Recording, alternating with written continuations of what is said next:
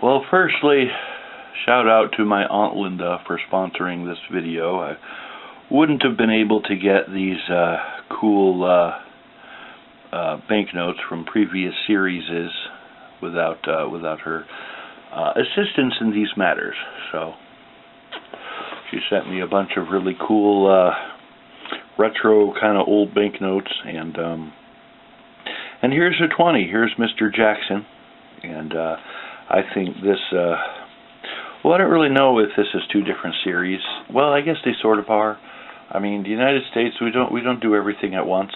It's like we'll do the 5, and then we'll do the 10, and then we'll do the 20, and then we'll do the 50, and it could be like 8 years apart. You know, by the time we get around to a different banknote. Actually, I think we did top down. I think we did the hundreds first. Yeah, because the hundreds, I think they just came out in about 95, didn't they?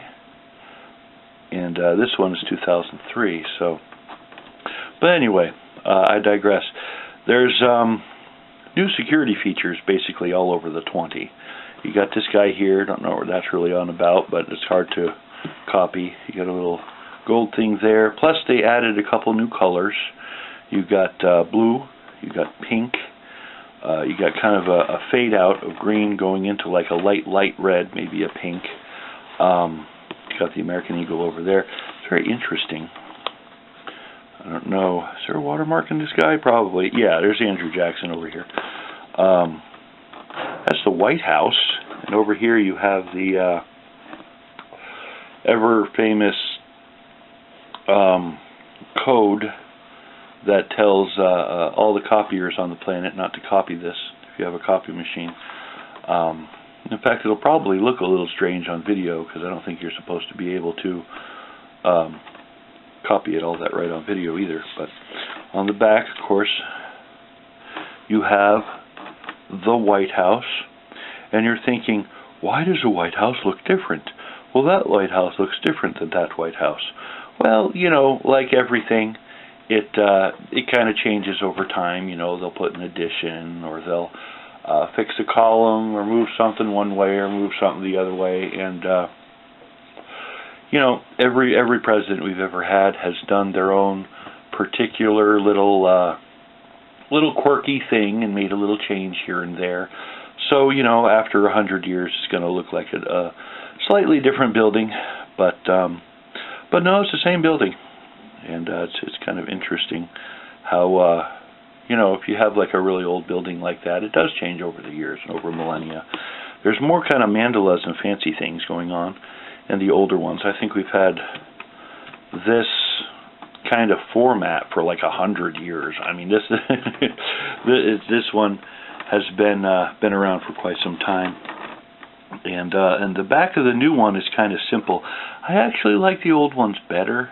I think they're cooler, but I get the upgrade. You know, you need to be careful of you know, people that want to counterfeit your money. And when you get into the 20s and higher, that your risk of counterfeit kind of grows when you get into the bigger denominations. So I totally get that. They're exactly the same size, and they're on the same paper. They're just colored differently. So in case you were wondering about the paper, American money is kind of a pressed cotton. It's a cloth. It's not actually paper. Most banknotes are. Very rarely, unless you're dealing with like a fraction note or military script, which is usually just paper because it's temporary, right? Or if it's worth, you know, a quarter or something like that, they're not going to put a lot into making it, you know, so it'll be regular paper. But this is kind of a little tougher than regular paper. That's why you can accidentally wash money in your clothes without it turning to mush, you know, which is helpful. This is like totally old school, though. I like the banner up top of the old one. You know, that's kind of neat. But I just kind of wanted to do a compare and contrast. Some of my people were like, "Hey, Llama, how come you don't do American money?" And I say, "Well, it's because I'm poor and I don't have any."